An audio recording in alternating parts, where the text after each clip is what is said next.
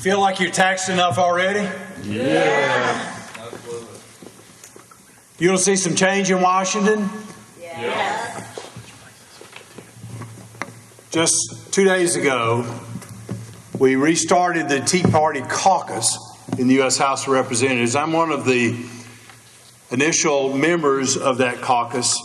We had a whole group of members of the U.S. House. We had several representatives of the U.S. Senate, their staff, and had members of the leadership with Tea Party Express, Tea Party .net, Tea Party Patriots all there. Rusty Humphreys came all the way from Phoenix for the event, and we started the process. People in Washington, people in the press don't understand the Tea Party movement.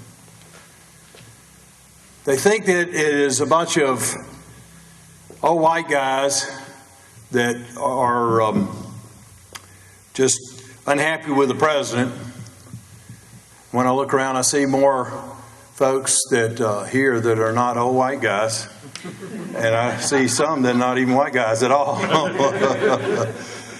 And I've spoken at a lot of Tea Party events. In fact, I've been described as being a Tea Partier before there was a Tea Party.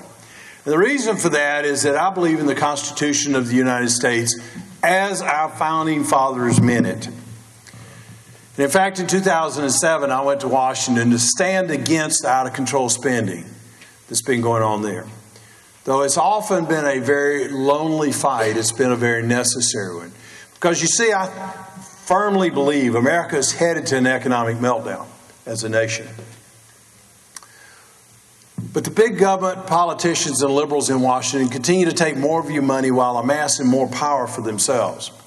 You see, more money in Washington means more power in Washington, while it means less money in your pocket and less control over your own lives. And mind you, this senseless behavior has been exhibited by both parties. This irresponsible spending is crushing our economy today. It is saddling future generations with a crushing debt. And it is killing jobs right now today.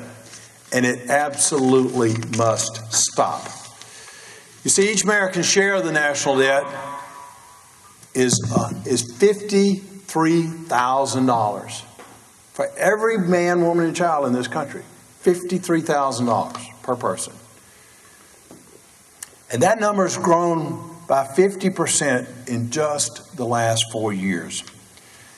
Friends, we must have someone who will lead the fight to stop this madness, who will stop the shaking down of taxpayers, to fuel a never-ending, never-satisfied spending addiction that both parties have.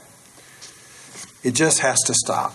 Georgia needs a U.S. Senator who will take a strong stand to stop this irresponsible spending.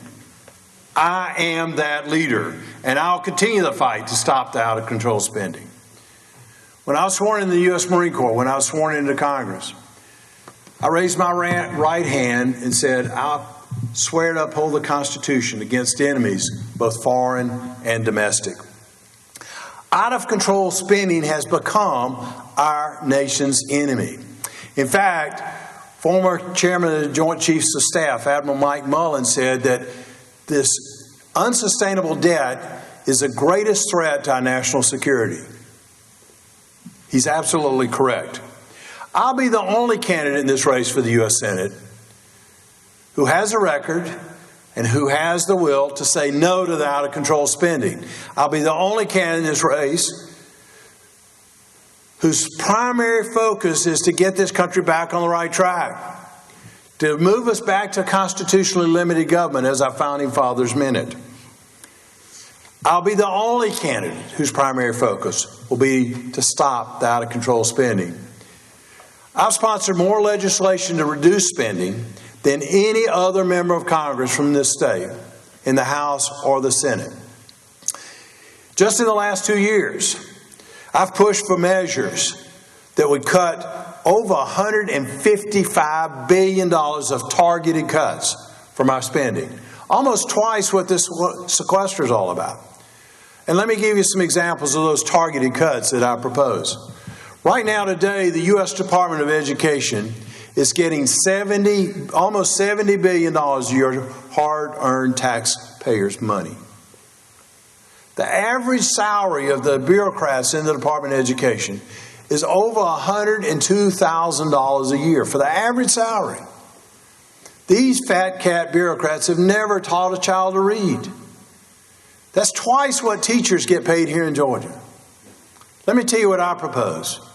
I propose closing the Department of Education altogether.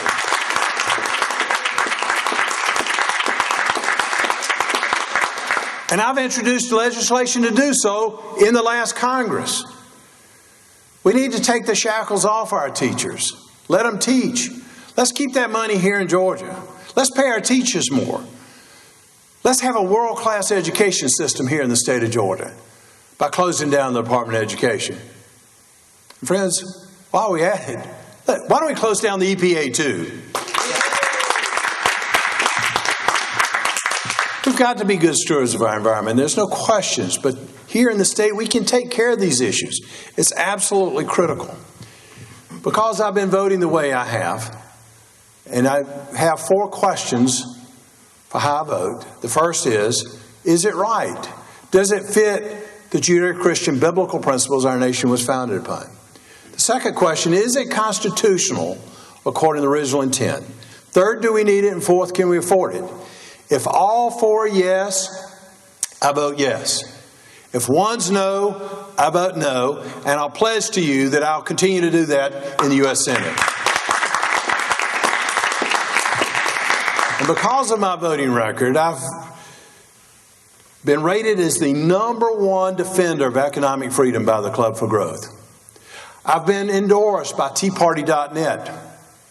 I've recently been endorsed by my good friend that I've been fighting for liberty and fighting for constitutional government in the U.S. House, my dear friend, Dr. Ron Paul, and he endorsed me. And just last week, I was endorsed by the National Association of Gun Rights, and I've been endorsed by Gun Owners of America. We must keep our Second Amendment rights. And 2 veterans groups have endorsed me. By God's grace and with your help, with your vote, volunteering to help us in this race, your money, this is a race that we're going to win. I need your help. And I pledge that I will continue to defend economic freedom. I'll continue to defend our Constitution against enemies, both foreign and domestic. And I'll continue to fight against this out-of-control spending. Will you help me? Will you help me? Thank you. God bless you.